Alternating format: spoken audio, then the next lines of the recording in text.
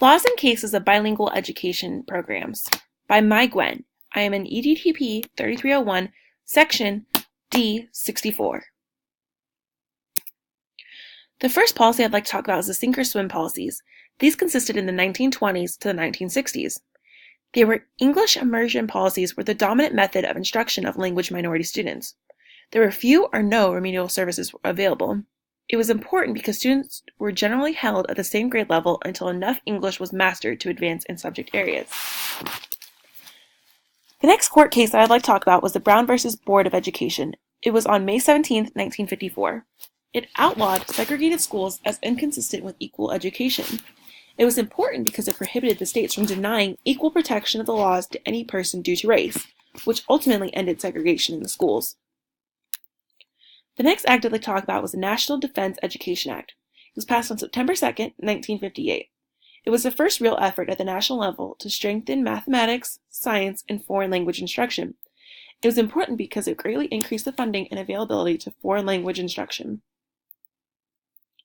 The next act I'd like to talk about is the Civil Rights Act, which was passed on July 2, 1964. This banned race, sex, and national origin discrimination in public facilities. It was important because it improved the schooling of English learners, but it greatly complicated the lines of authority among federal, state, and local officials over public education. The next act was the Elementary and Secondary Education Act, which was passed on April 9, 1965. It addressed the academic needs of poor children. It was important because it improved the schooling of English learners, but it greatly complicated the lines of authority among federal, state, and local officials over public education, which caused uncertainty about the school's legal options and obligations in serving LAP students. The next act was the Bilingual Education Act, or the Title VII Act. It was passed on January 2, 1968. It was important because it was the U.S. government's first commitment to assisting students with limited English skills.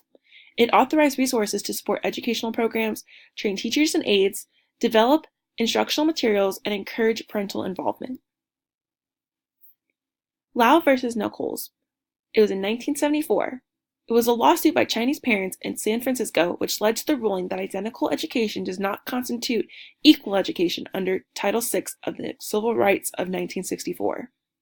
It was important because school districts must take affirmative steps to overcome educational barriers faced by non-English speakers.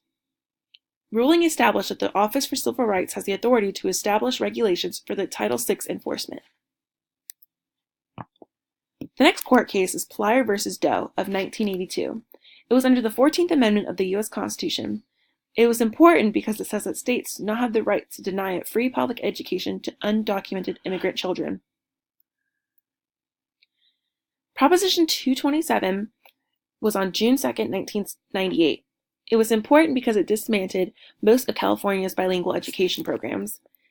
Therefore, it banned a program deemed to be effective in helping LAP children overcome language barriers and imposing an unproven alternative pedagogy.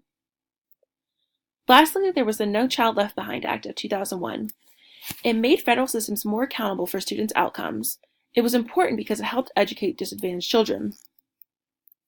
And here's my list of sources.